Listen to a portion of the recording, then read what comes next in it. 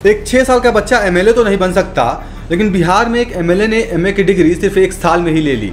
और एक एमएलए जो खुद को लड़कियों को कॉलेज से पढ़ा लिखा बताते हैं, जबकि वो कॉलेज सिर्फ महिलाओं के लिए था।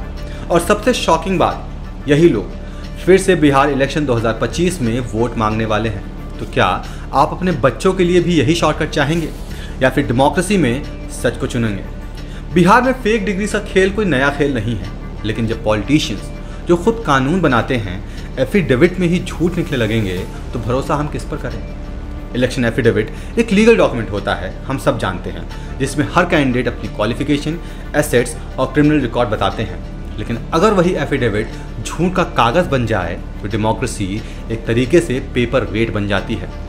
आज हम 2 शॉकिंग केसेस देखते हैं, जहां हर एक डेट, हर एक लाइन एक नए स्कैम की तरफ इशारा करती है।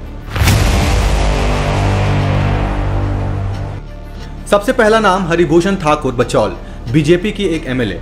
उन्होंने अपने इलेक्शन एफिडेविट में लिखा था, graduation from RB college women's wing, Dalsingh Sarai. सुनने में नॉर्मल लगता है, पर प्रॉब्लम यह है कि वो कॉलेज सिर्फ लड़कियों के लिए है, और जब उनका एडमिशन हुआ था तब भी यही रूल था। जब मीडिया ने सवाल उठाया तो एमएलए ने कहा, ये टाइपिंग मिस्टेक है भैया।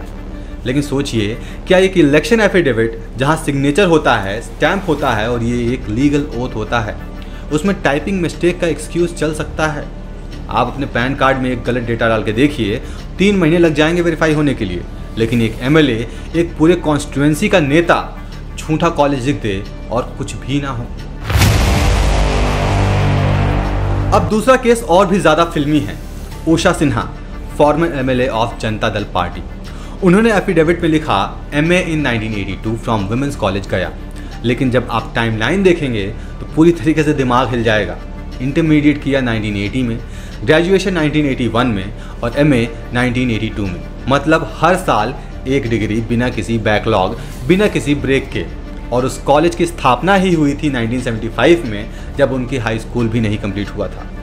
इंडिया टुडे के इन्वेस्टिगेशन में ये डेटा आया था, और ये वही उषा सिंह है जिनके हस्बैंड ललकेश्वर प्रसाद बिहार के टॉपर स्कैम्स में मास्टरमाइंड निकले थे। पूरा एग्जाम सिस्टम बिक गया था और उनका फैमिली उसके सेंटर में था।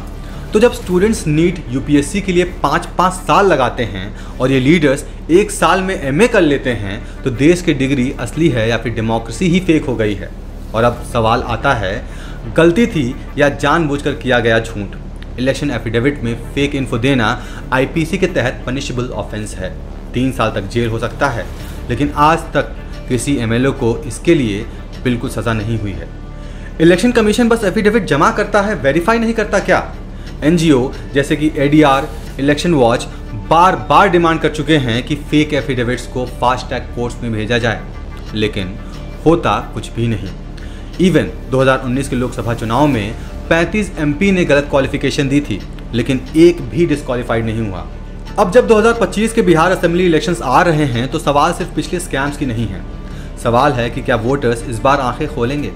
क्या कास्ट और पार्टी के नाम पे वोट देना बंद होगा, या लोग डिग्री और परफॉर्मेंस और सच भी देखना चाहते हैं? जब एक कॉमन स्टूडेंट से एक छोटी सी गलती पे पूरा का पूरा एग्जाम कैंसिल हो जाता है, और एमएलए ये पूरा झूठ बोलते हैं, फ्रॉड करते हैं और सब कुछ माफ़ कर दिया जाता है, तो फिर देश में रूल्स किसके लिए हैं भाई?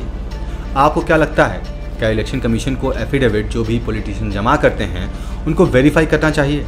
और अगर आप चाहते हैं कि बिहार का हर वोटर ये जाने, तो उस वीडियो को शेयर ज़रूर कीजिएगा। 2025 के इलेक्शन से पहले सच का सामना ज़रूर होना चाहिए।